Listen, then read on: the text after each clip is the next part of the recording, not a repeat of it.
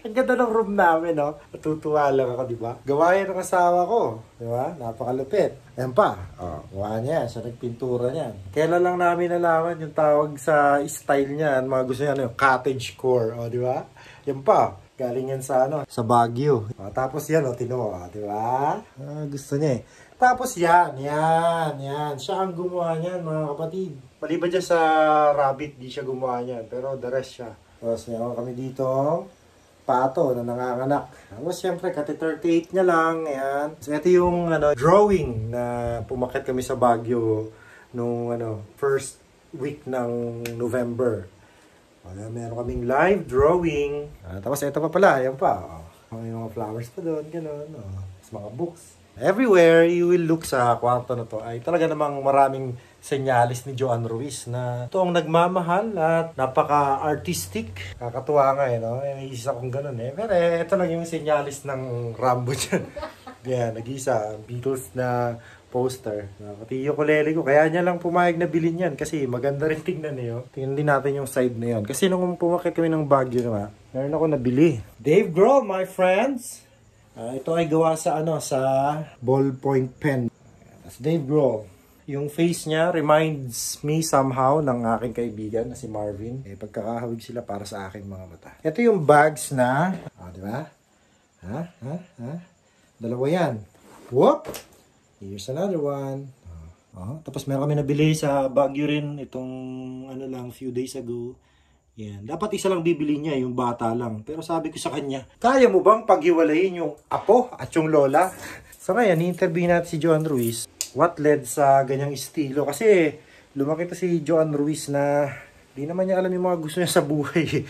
Ito yung tilang niya na-discover. Teka lang, by the way. Meron pa tayo dito. Inspired din yan ni Joanne Ruiz, di ba? Ito yung original na photo na ni-recreate lang dun sa movie. Tapos meron pa kaming rag. Diba? From rags. Tapos eto, umakit kami ng Baguio, ginawa niya to. Ito. Angas no. Napakaangas. Necklace. Ang tawag dyan ay poached egg. Tapos gumawa rin ako niyan. Ito naman yung sa akin. Yan. I call that planet Namek. Binilog-bilog ko lang yung clay tapos pinagganyan-ganyan ko. Yan. Tapos nilagay namin yan sa oven. Nang umakit kami dun sa UP Baguio. Alright, so let's talk to Joanne Ruiz. Ay, grabe na, nahimik ako dito. Ano yung latest book na binabasa mo ngayon? What is it about? Ayan. Sabi, wala naman akong ano dito. Kailangan yan. Maganda ka naman. Ito ay... Patingin mo na yung cover. Ayan, Mang Children. What is it about? Ito yung pang 7 sa 8 book series ng Anne of Green Gables. At hindi lang books pala. So, parang siya, mga series. Parang iba-ibang stages ng life niya. Simula nung kabataan niya, nag-college siya, nagka-boyfriend, nagka-anak. Ito na yung tungkol sa mga anak ni Anne. Tungkol na to sa mga adventures ng mga anak ni Anne. Yan, nabasa ko na to before yung, yung 8 na books. Pero somehow, meron siyang feeling na nababalik sa akin. Yung feeling na hindi ko pa naranasan yung ganitong childhood. Tawag dito? Parang sobrang adventures, ganyan-ganyan. Pero nabasa mo ng specific book na yan? Oo, nabasa ko na siya. So it's basically you're rewatching a movie? Yeah. Tapos ko na to, nakalimutan ko na to kasi marami na akong mga books na binabasa. So yun nangyari dito, nung pumunta tayo ng Baguio, hanap natin yung magandang coffee shop, yung Hygie, yung basa ko doon Hygie. Ano daw yun? Huga. Bahala sila doon kasi parang mukha namang Hygie. And yun yung cafe na sobrang gusto ko yung, parang kind of kamukha niya yung dream. Basta dream place, basically. And nung second na punta natin, cafe siya na library. Sa loob ng 30 minutes na nandun tayo, parang binasa ko siya ulit. And I just like the feeling nung binabasa ko siya. Parang nasa heart mo siya, pero hindi mo naman siya iniisip kasi basta tapos na yung chapter na yun. Pero habang nandun tayo sa cafe na I like yung music, sa kikita-kita, parang ang cozy-cozy niya. Tapos nasa taas ka. Tapos nasa taas ako, siya sobra, parang kang may long time friend na,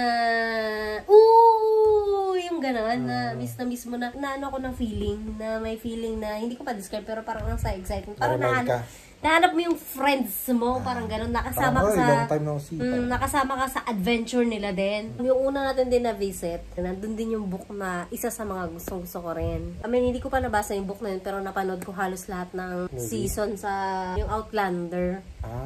May book din siya. Oo, yun yung hawak ko, yung blue. So, ngayon yung unang punta natin. so parang natuwa lang ako kasi yung place na yun na gustong-gusto ko, they have the books that I like. Tapos ito yung second. Pero ito yung book na to na siguro sa tingin ko na hanggang tumanda ako, yung series na to ulit-ulitin ko siyang babasahin. Parang dinadala ka niya sa pagkabata pero hindi childish. Alam mo yun?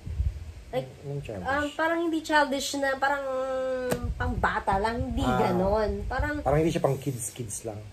pang kids siya in a way, pero pang adult siya. Parang more of, parang may nakatago pala ako ditong mga adventure, mga curiosity, yung mga ganon. Tapos, parang you see childhood from a different person's perspective. Actually, kasama ako doon. Okay. Like, magaling yung author niyan kung ganon. Nabibit-bit ka niya. Nabibit-bit niya ako. I am inviting everyone.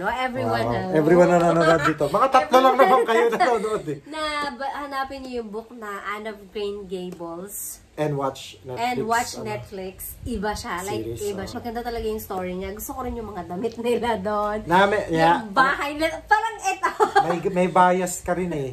Kasi anything is Scotlandish, European, kahit gera pa yan, di ba, panoorin mo eh. Kahit gera, kahit pangit yung palabas na sa yung masot nila. Pero maganda talaga siya. Like, sobrang mahuhuka. Hindi ko alam. I mean, it's not for everyone, I think. Pero, watch it. Yeah, okay, cool. Alright, well, thank you for sharing that, madaling. Feeling ko wala ako na share. Walang sense. No, ako, bakit ba? This is for me and for those na nag-enjoy na makita ka at narinig yung thoughts mo. One of these days, we will make another video. Joanne is not an anime type of person, pero I made her watch yung Attack on Titans. Finally, di ba? Natapos na namin yung season 1. So, we will have a video mula sa perspective ng non-anime fan. I like it. I like yung story, no? That's a Alright, so this has been Rambo. And this is John, the beautiful one. Wow. And isang pinagpalang araw sa inyo. Hopefully, sa inyo na nanonood na tatlo. Ikaw na friend namin at isa ka pang friend namin. Thanks for being here. Cheers! Cheers! Right. Cheers!